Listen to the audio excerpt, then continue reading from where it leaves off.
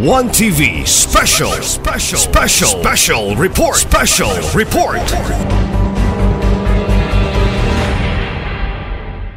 Attorney, Yes po. mauni sa itong balaod sa local government code. Yes, Mr. Chair. Mag-charge ang syudad o ani nga amount. Ang LGU mag-charge. Mag-charge ang barangay, Mr. Chair. Ang atong sa on the city's end, ang sa atong city, dili ang pag-erect sa billboard ang atong gina-charge, kundi it is the act of advertising itself. So muna na yung guide sa barangay. Yes po. Sabot. Yes, Mr. Chair. Di ni magbayad na sila sa LGU kanang per square meter. Mubayad ang taxpayer sa barangay based on the fixed rate sa LGC because ang gina-regulate sa LGC, Mr. Chair, is kaning the putting up of the signboards. However, what our yellow book, our revenue code of Ozami City seeks to regulate is the act of advertisement within its territorial jurisdiction. Okay. So mas barato gani ang atong local government, ang atong local revenue code kay per square meter. So mas tako. No? Kay ang proposal din sa chamber per square foot. So mas mahal eh. No? Oh.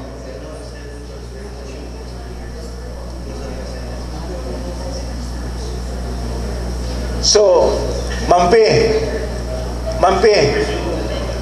nanay regulation sa barangay di ay sa atong local revenue code, ano? Nanay regulation?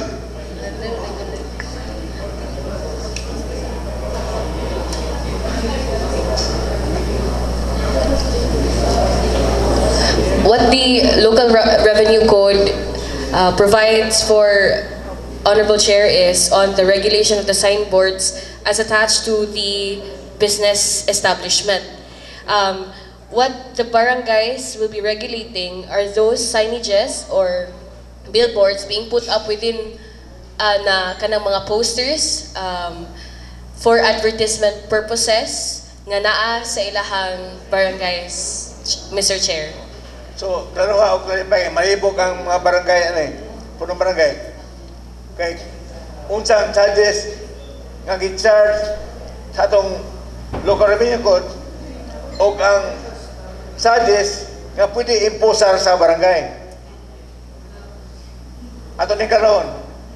We have included a definition for the barangay advertisements: promotional or promo material for businesses, posted, mounted, located on conspicuous areas in government-owned premises, intended to be temporary, either by indicating fixed start to end dates in the material itself, or by making the promo coincide with a larger event which has a fixed start to end period, such as fiestas and other local celebrations. Katong na-mention sa revenue code for businesses, kato siya, Mr. Chair, is kanang every store makita man nato nga naay signboard, kanang mention na lang ko Jollibee, mo magina atong usual makita. Kana sila, there is a fee on signboards imposed by the revenue code, which is 100 per square meter kung non-neon, and neon is 200 per square meter. So kana siya i-measure na nga signboard gina-bayaran na sa business owner apil sa tanang fees nga na-assess sa iyahang business establishment. Makita na siya sa resibo o sa business permit. Ang kining sa barangay advertisements, kanang makita nato day-to-day nga mga posters nga nag-promote sa ilahang negosyo, like usual, Smart, Globe, daghan man na silang mga posters. Kana sila ang mga barangay advertisements nga within the jurisdiction of the barangay. So kana ang inyong imposan. Dito sila moadto sa inyong barangay because naaman sa inyong jurisdiction, and you're authorized to do so by the local government code. Thank you, Your Honor. So ayok nasabtan. So para masabtan ito, napay pangutana. Kaya ang atong revenue code nag-charge na sa negosante sa ilang mga signages sa ilang negosyo. No? So sa unsay ma-charge sa barangay aning billboards muna ang gi-explain ni Ma'am ano. Sumungutan na para maklaro ninyo. Unsay inyong fees ma-charge sa barangay sa advertisements. Kuha na ma'am, tagay na sample ma'am.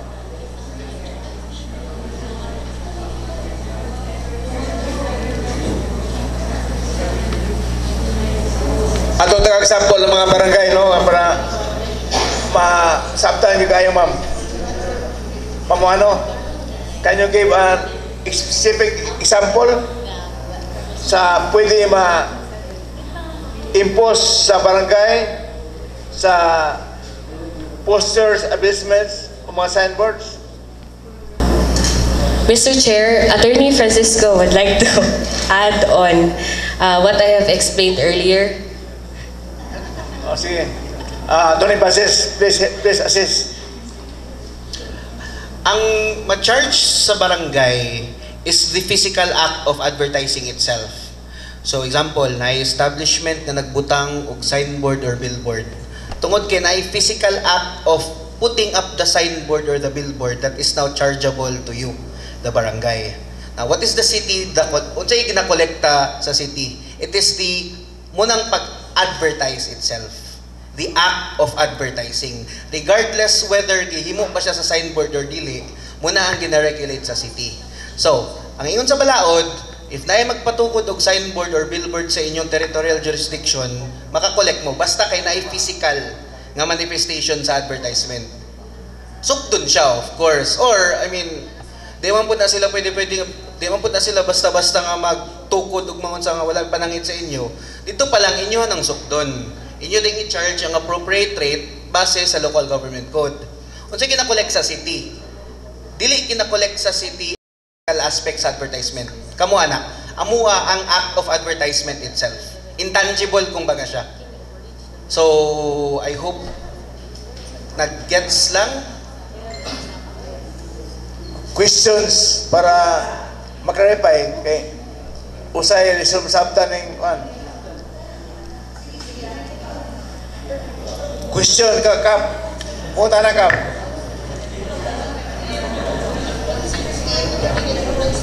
Kapre Kamadas sa imo inquiry nga para ma-clarify.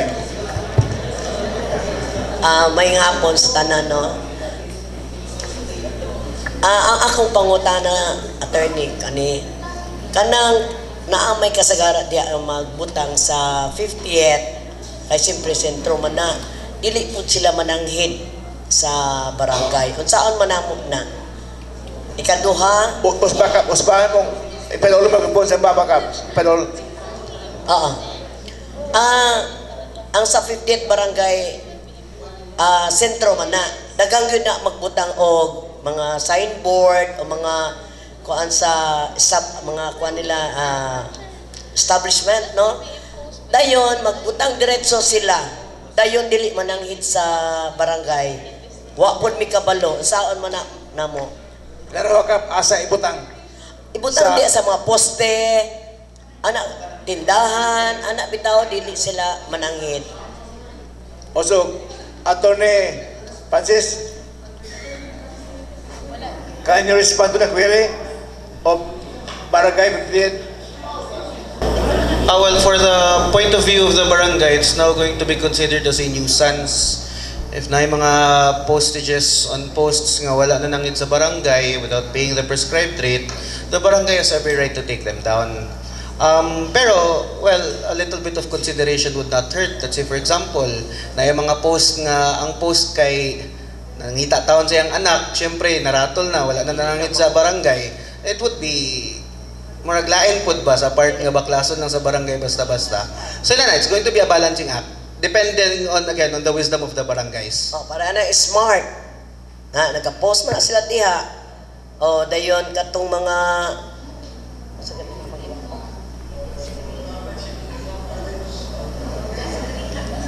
anang mga sigarilyo, mag-post ba po na sila. Attorney, Attorney Francis, magposto sila mga smart na advertise, cigarettes, magposto sila advertisement, pwede ba i-charge sa barangay? Huwag man sa barangay, pwede ba i-charge?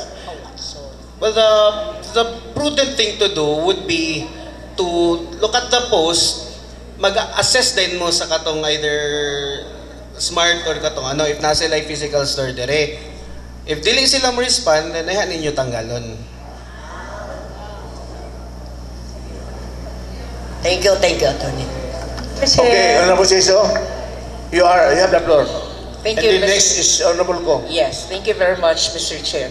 Now, it has already been cleared up ng LGC Local Government Code QDI ang atong gibasihan, especially sa billboard. In fact, we impose 10 pesos per square meter. Now, I would like akong gi-mention man the other hearing na to, Mr. Chair, nga there is an illuminated nga billboard din sa Baybay Triunfo. In fact, na diri ang Baybay Triunfo kanang ka Mr. Wilbert Lee nga hayag kaayo. Nasa sa usa ka building something dapit sa port area, which is kung ato na kolektahon, that's 10 pesos per square meter. I think it's more than 500 square meter kay gamay ra ba ng per square meter. So dako mong makuha. Dako kay nang Dako ra na. Sige. 1 Exaggerated ra na. Sige. So with the inana kung tan-aw nimo ka illuminated kang Mr. Wilbert Lee, I think it's right time with the suggestion sa ato ang Treasurer's Office nga you could get the attention kay na naman sila giragaret naman sila ana, gabayan man sila. Pero since mo take effect ni the moment we're going to approve ang inyong mga ordinansa karon, take effect ani after 15 days, you can get the attention kung kinsay tagiya sa billboard, build them, magsukod good mo, and I think that would be a very good source sa inyong income for the barangay. So this is just an example, and I have seen so many billboards around, Mr. Chair, nga until now, upon knowing nga naaday pwede maka-revenue ang mga barangay, they could at least build them through a letter. Kung dili, I think the barangay can, pwede nyo tangtangon, pwede nyo nga sa tawag ana, langkat, magbaklas. Thank you, Mr. Chair. Honorable Ko, you have the floor. Thank you, Mr. Chair. First, I would like to have or ask Ma'am Melanie Cipres kung unsa ang coverage sa advertisements or ads or post or signage nga or advertisements lagi nga naa sa National Highway and covered by the permit this establishments is paying at the City Hall in our City Treasurer's Office versus the advertisements and location inside the barangay. Unsaon pag-differentiate sa barangay kapitan or sa barangay nga dili na sila ka-impose og charges ani kay nakabayad na ning dinha sa City Hall. No? Sakto ba? Ma'am Lani. Para dili maduble. Ma'am Melanie. Ma'am Lani, please, you have the floor. Okay, good afternoon, everyone. As to the implementation and kanang lukat no payment sa billboards, signboards along the National Highway, actually, kung naa siya within the road right-of-way, dili na gid pwede makahilabot ang barangay. Kay under na siya sa DPWH. And so far sa amo ang based on observation sa process namo sa billboard and signboards, naagi na siya ang provision, specific provision sa National Building Code, and then moagi po na siya sa city planning for the issuance of locational clearance. Wala na siya so far as to pag-collect sa business permit or sa taxes, wala ko idea, Mr. Chair. Basta kay ang iyahalang structure, kung naa siya within the road right-of-way, dili na siya makailabot, dili na siya within the jurisdiction of the barangay. Sa city na siya or sa DPWH. Kay kung naa na sila nasulod sa road right-of-way, they need to secure DP clearance. Kung naa sa kuan, ma'am, naa sa Kung Private within, property. kung naa sa private property, yes, maka-impose ang barangay. Provided nga ang katupong ilahang structure nga gitukuran, naapod sila contract sa tag-iya sa property mismo. Kay ang property owner, they also need to secure man business permit kay nagpaabang man sila. So dapat naagi sila contract of lease sa katong establishment or company nga magtukod sa ilang billboard. Naa sila lease sa tag-iya sa property kung asa siya naka-construct. Okay, thank you, ma'am. Honorable Sipis, Lord Lipin Sipis has the floor. Thank you, Mr. Chair. Follow-up question lang ni siya. Anybody can answer from the CPDO or City Treasurer.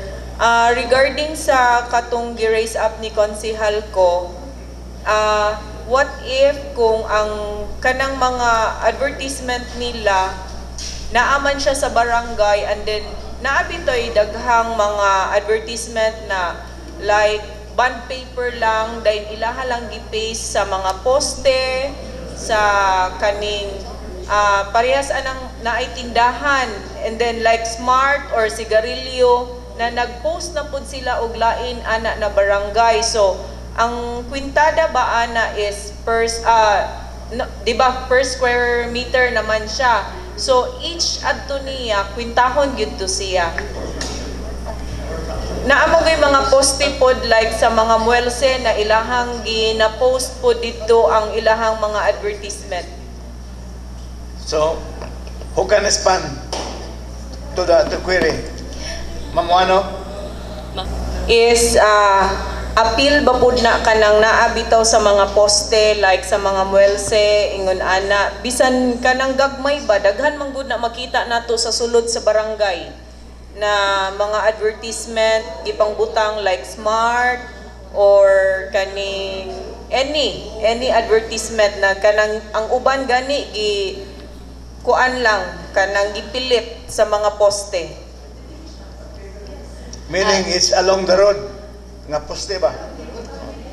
Ito po na siya ikolag sa barangay. Ma'am Wano, can you respond? Yeah, so I would like to clarify like the question is katong mga bond papers like the Smart, the sigarilyo you have made mention ma'am nga posted na sa mga poste asa dapita nga poste ma'am? I actually post sa mga barangay. Naay mga poste sa barangay na kanang ang nag-own is like Muelse, ingon ana. So dito nila gipang post tong mga advertisement nila. So makakolekt ba pud ang barangay ana? And the rate is according to the local government code kay per square meter or fraction thereof. So 10 pesos minimum. Kwintahon tagsa-tagsa. So 10 pesos per square meter. Ma'am, 10 pesos per square meter. Or fraction thereof. So 10 pesos ato ang minimum. So mga barangay so isa po na siya sa additional income ninyo. So once na ma-implement na ni siya na balaod, so ang mga barangay sa inyong lugar pwede na po to ninyo. And then, before ninyo, i-call ninyo ang ilahang attention, then if ever, dili sila mo response, di sila mo bayad, then at least naka-inform na mo nila na kaning pwede ninyo tangtangon kay para aron, kay wala man sila response. That's all, Mr. Chair. Okay, thank you. Honorable Ko, you have the floor. Thank you, Mr. Chair. So, I would just like to clarify to the all barangays, no. Example, the material is 2 by 3 meters. That means 6 square meters times 10 pesos per square meter per year. So it is only 60 pesos per meter per year, per square meter per year. So 2 by 3 is about, yung na siguro kada ka, plywood, something. So 60 meters per square meter. Is the rate all right with you? Per year. Okay, ra? Honorable Sir, Honorable Ko, will as the barangay, all right ba sila? Ang atong Yes. pumunta ang nagbayad. All right ba sila nagbayad? The chamber. Because the chamber, the two chambers have different proposal. One proposed 300 pesos per square feet, per square foot. Ang isa Mahal is gani ang proposal sa yes, chamber. per year, and ang isa is per 10 pesos per Square foot. 5 pesos per square foot per 50 per year per square foot. So we are going to discuss the rates here now, or we Oh. follow the basic. Other Francis first. Other Francis, can you respond? As to the rates sa advertisement, Your Honor, the City Council nor the barangay has the power to amend these rates as they are already provided for in the local government code. These are already the fixed rates as provided for. And if I may read again, for the purposes of this article, the new rates to be adopted by the barangay shall apply only to billboards, privilege panel signs, and outer advertisements which shall be constructed or installed after the effectivity of the code. So we cannot anymore adjust the rates as fixed by the local government code. Ma'am Juano, next. Okay na? Di na ma-increase ang rate. Other Francis? Yes, the rates cannot be adjusted anymore as per the law. Unless amended by the LGU to the City Council. Yes, unless the local government code is amended by Congress. A local government code, Yes po. not the local revenue code. Not the local revenue code. Your Honor, the local government code. Okay, Mr. Chair. So say, other query. Sir Persing, you have the floor. Representing the businessmen. Hello. Usamis. Hello. Can give microphone? Good afternoon, Mr. Chair, and to the august body of this chamber, and to all barangay leaders and businessmen as well. I am Pershing Tanqueto Jr. representing Osamis Chamber. Actually, what you are seeing on the screen is just our counter proposal. The original proposal by Honorable Cecil is 1,000 pesos per square foot. So, among nakita, dako kayang 1,000 per square foot. Pero, kung maingon po may 10 pesos per square meter, mura po, amo pong gibasto si konsehal. Nga, yung intention, 1,000 mangali. So, if we go down to 300 pesos per square foot, amo po naging kwenta-kwenta. Actually, this is based on amo pong consideration sa mga barangay. Kada barangay, if there were in the past siguro daghang posters ng kabutang wala man ang hit. Pero ang katong kabutang nakasapi. They have gain business out of these posters.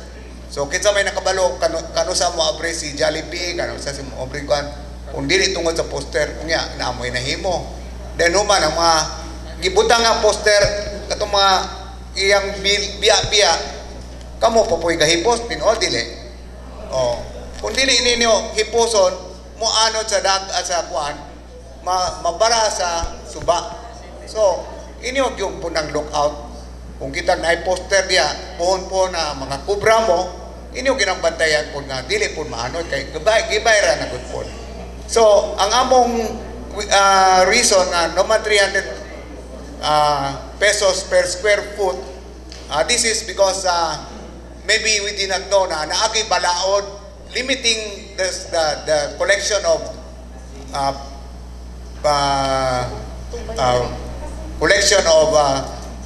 charges for billboard, signboards, neon lights, and other outdoor kining advertisement. Sir, medyo bungol-bungol mo ko. What does the law say? Unsa ra may ang ibutang? What is the limit? Na by specific For signboard, sir? yes how is it 10 pesos per square meter? According to the law, 10 pesos if it's single phase, 10 pesos per square meter or fraction thereof. In other words, we have to go back, we have to review the 2013 Revenue Code of Osamis. Ang i-charge sa atong sepa, at ang i-charge sa atong syudad sa billboard, signboard, advertisements na adya sa atong building, dikit sa atong building kay for regulatory fees is 100 pesos per face, 200 pesos for 2 phases, back to back kinta. So 100. Okay. So in other words, kung ang balaod 10 pesos per square meter, ma-overhaul nato ang atong kaning revenue code 2013 pa lang ha. That's Sir, all. the rate specified in the local government code pertains exclusively to barangays. Naka-under siya under fees that may be levied sa barangay. Barangay lang. Yes, the 2013 Local Revenue Code of Osamis City prescribes the rate to be collected by the LGU sa city level. Sa barangay, we are allowing them all the power, all the authority to determine the rates if and only if musulod sila under the provisions of this local government code. But for the city, Ms. Uwano will explain that the city is charging a different, lahi ang charge sa city, lahi po ang charge sa barangay. Barangay naman to. That is for the city, for the 100 and 200 pesos. So, going back to the barangay, is the 10 pesos per square meter, is that the maximum that they can collect from these advertisers or billboard, signboard? Mao na ang maximum? Sir, it is fixed. Sa itong balaod, ang 10 pesos per square meter is fixed by law. Kuling taon sa barangay. So, Dili maximum, dili minimum. so that's fixed.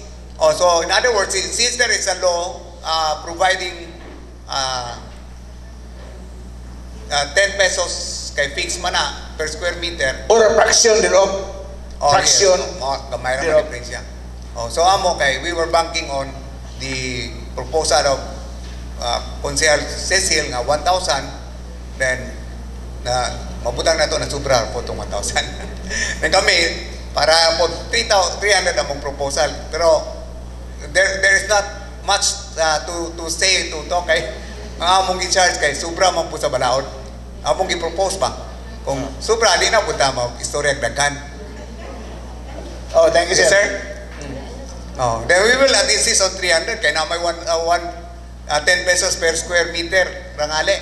That's 10 square meter, no? Right? Yes, but again, sir, that rate is for the barangay. Yes. At a barangay level. If you're going to levy that amount in the barangay, no one would want to advertise in the barangay. So that's why there's a different rate under our 2013 Revenue Code and a different rate under the Local Government Code because our 2013 Revenue Code prescribes... One square meter is 10 square feet kapin. No? 10 square feet kapin. So, ang gi-advertise sa kuno, kalagmitan is 10 square feet. Matun pa sa akong colleague na 10 square feet kada sa ka-advertise, labing gamay na. So, 10 square feet or 1 square meter at 10 pesos. Kung square feet, 10, pila ra? 100? 100 times? Kung 100, bali 100 is per year, per face, per piece, per year. So, katong iyang i-advertise, maabot og 100. Abot og 1 year. So, depende na sa agreement sa barangay. Siguro, I would like to propose that they should have an agreement na siguro, after sa period na ilang i-advertise, so, let's say na, ingon sila 6 months, then they have to get back the debris. Kay, doon po kay barangay magtiglimpyo. Then, sila pa, gamay ra kong i-charge. Your Honor. Okay. Klaro na na. Basig samot kalibo. Mamuano? Ako na lang i-klaro, i-reiterate na lang nato. Further explanation, ma'am. In simpler terms lang yun, no, para ma-clarify lang yun ang tanan. Ma'am, lahi ang barangay fees, lahi po ang fees ang i-charge sa siyudad sa atong local revenue code. O sige ma'am, padayan ma'am. Sige. Atong i-example si Jollibee kay bida ang saya here sa Session Hall. So si Jollibee, naa siya'y signboard sa iyang establishment nga neon kay naay suga sa sulod. So, ang city mag-regulate ana muna ang appeal sa renewal every year. So that is the permit fee nga 200 pesos per square meter. That's annual. Naala na siya, appeal na siya sa business permit. Now, kung si Jollibee gusto niya ipa-buy one take one ang chicken, o sa pa, ang fries, or mix and match ba na? Kana. Naa sila'y promo sa ilahang establishment. So, gusto niya i-advertise. So, mag-post siya og mga posters. Dito sa barangay, let's say, unsa may kuan, Annex or barangay Aguada. So, katong mga posters, let's say 50 kabuok posters ang ilahang i-post sa mga within the jurisdiction of Aguada. This is exempt sa katong mention ni Ma'am si Press kanina nga katong sa DPWH nga jurisdiction. Kuan, muna tong 10 pesos per square meter or a fraction thereof. So 10 pesos per piece. Muna siya ang barian ni Jollibee ni barangay, let's say sa Aguada lang 50 kabuok. Okay? So muna siya ang difference, and I hope nga wala ta naglibog na. Okay ra? Kung sa kuan siya, tunga siya sa dalan kining National Highway, si city ang mag-regulate anak kay National Highway man na siya. So welcome raman pud ang barangay, maki-coordinate sa City Treasurer's Office at any time when someone applies for it.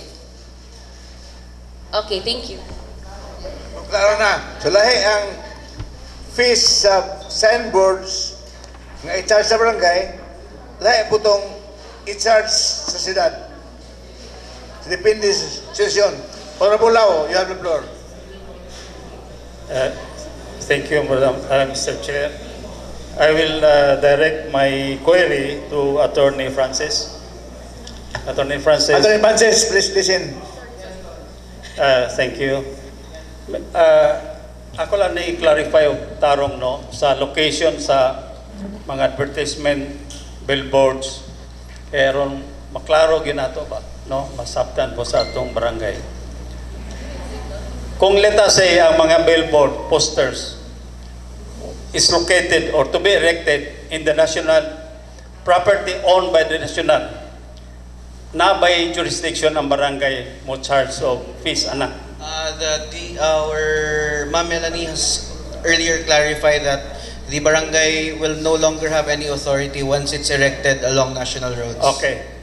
So my second question is this: if those billboard advertisement were erected in the city streets, can the barangay also charge fees for that?